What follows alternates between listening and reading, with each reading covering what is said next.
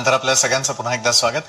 संभाजीराजांनी वयाच्या अवघ्या 16व्या वर्षी ज्या पद्धतीनं ग्रंथ लिहायला सुरुवात केली आणि त्याचप्रमाणे नाशिकमधील 16 वर्षीय चारू दत्तनंही तसाच प्रवास सुरू केलेला आहे, मात्र एका वेगळ्या पद्धतीनं। कसा पाहूयात।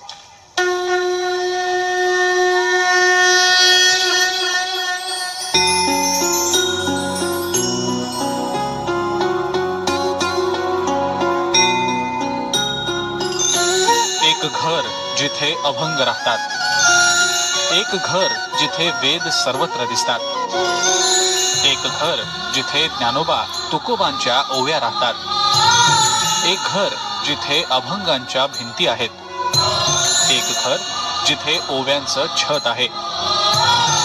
चला एका अशा घरात। महाराष्ट्राला संतांची मोठी परंपरा लाभलेली आहे आणि या संतांचे अनुयायी त्यांचा भक्तगण देखील तेवढाच मोठा आहे। मात्र नाशिकमध्ये आज आपण अशा एका भक्ताला भेटणार आहोत की ज्याचं संपूर्ण कार्य आणि ज्याची दिनचर्या ही अत्यंत आश्चर्यकारक आणि चमत्कारिक आहे। कोण आहे हा भक्त आणि नक्की त्यानं या सगळ्या भक्तीपायी काय केलंय आपल्या घरामध्ये, बघूयात या खास रिपोर्टमध्ये। नाशिकमध्ये राहणाऱ्या थोरात कुटुंबाचं हे घर। या घराच्या भिंती, दरवाजे, स्वयंपाकघर, बेडरूम हे वेदांनी आणि मंत्रांनी भरून गेलंय। या घरात राहणारा 16 वर्षांचा चारू दत्त याला एक दैवी चमत्कारच म्हणावा लागेल। वयाच्या 10व्या वर्षांपासून तो फक्त लिहितो आणि लिहितोच आहे। असंख्य अवघड आणि सर्वसामान्यांच्या समजण्या पलीकडचे श्लोक, संतांची वचनं, ओव्या, अभंग, धर्मग्रंथ।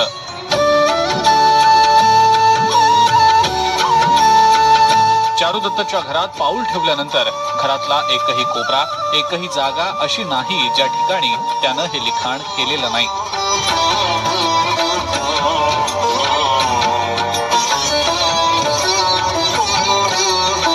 नाशिकमध्ये राहणाऱ्या आणि इयत्ता 10वी इतक्यात पास झालेल्या चारुदत्त थोरात याच्या घरात आपण प्रवेश केल्यानंतर जो काही नजारा आणि जे काही दृश्य आपल्याला बघायला मिळतं ते निव्वळ चमत्कारिक असंच म्हणावं लागेल। चारुदत्त खरं तर 10वी आता पास झालेला आहे आणि त्यांनी 11वी मध्ये प्रवेश घेतलेला आहे।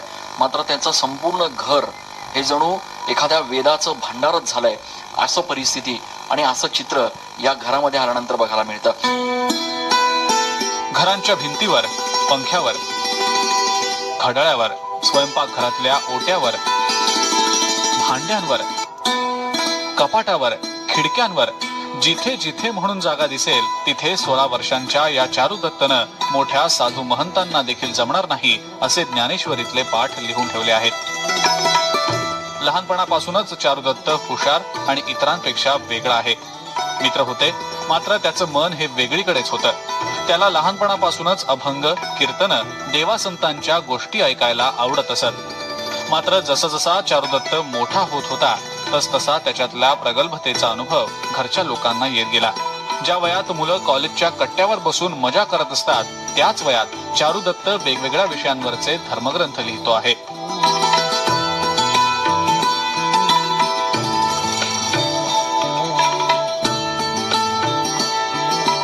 मानवी जीवनाचा प्रवास, त्याचा अंत, मोक्ष याबाबतचं त्याचं विश्लेषण ऐकून भल्या भल्यांना थक्क व्हायला होतं।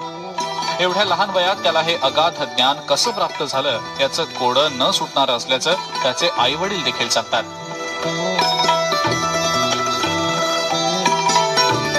आमच्या पोटी आम्ही असं काय पुण्य केलं होतं की आमच्या पोटी असा मुलगा जन्माला आला। आम्ही तर त्याला अगदी म्हणजे त्याची सेवा नाही तर ही साक्षात विष्णूची देवाचीच सेवा आहे। त्याचा अगदी म्हणजे खाण्यापासून तर अगदी छोट्या छोट्या गोष्टी सुद्धा म्हणजे एका कृष्णाच्या जशा खोळी होत्या तशा त्या, जसं यशोदा मैयाला कृष्णाची जसं म्हणजे अनुभव आलेला आहे तसा मला येतो। चारू दत्ताचं लिखाण हे गेल्या 2 ते 3 वर्षापासून या ठिकाणी घरात चालू आहे। त्याचा अभ्यास पाहता हे संतांप्रमाणे त्याचं हे लिखाण झाले। त्याचं कोणत्याही प्रकारचा ग्रंथ न वाचता आणि कोणत्या प्रकारचा संस्कृत या विषयाचा अभ्यास नसताना त्याने जे लिखाण केलेलं आहे ते वेदांमध्ये, ब्रह्मवेद, जीवनवेद या प्रकारच्या वेदांमध्ये त्याचं लिखाण होत आहे आणि सातत्याने चालू आहे। चारू दत्तच्या आईवडिलांचे अनुभव थक्क करून टाकणारे आहेत। एकदा समाधी अवस्थेत लिहिण्यासाठी बसलेला चारुदत्त तब्बल 12 ते 15 तास सलग लिहितच असतो. अनेकदा मध्यरात्री बंगाली, कन्नड तसंच इतर भाषांमध्ये अस्खलित संतांच्या ओव्याही म्हणतो.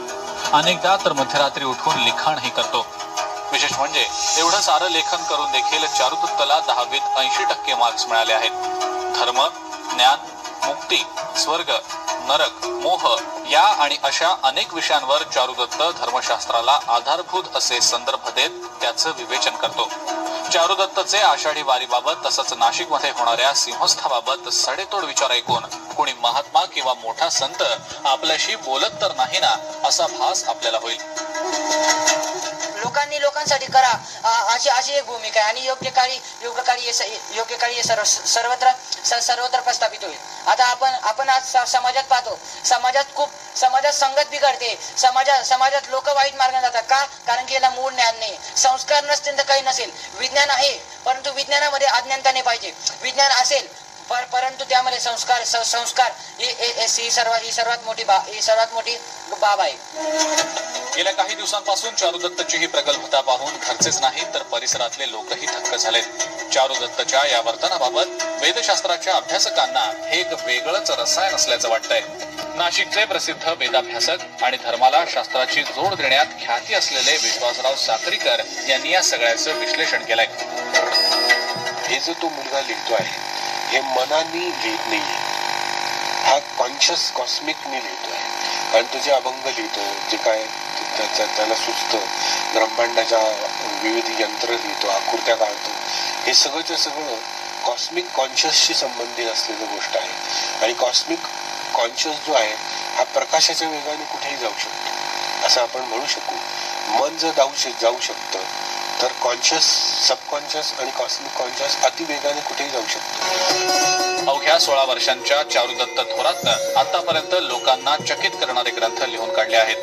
बरं, त्याचा लिहिण्याचा वेग बघून तो विचार कधी करतो, पाठांतर कधी करतो आणि लिहितो कधी असा विचार पाहणाऱ्यालाही पडावा.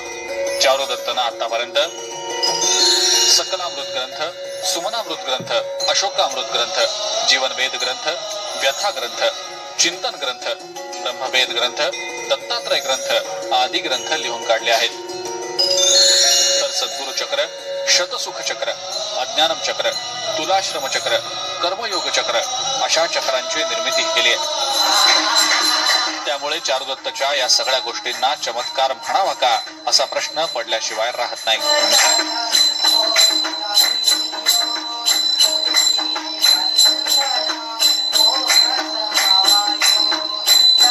ज्ञानदेवे रचिला पाया तुका झालासी कळस अशी जरी ओवी असली तरी नाशिकच्या चारुदत्तनं मात्र आता याही पुढचा प्रवास जो आहे तो त्याच्या लिखाणाच्या माध्यमातून सुरू केलाय.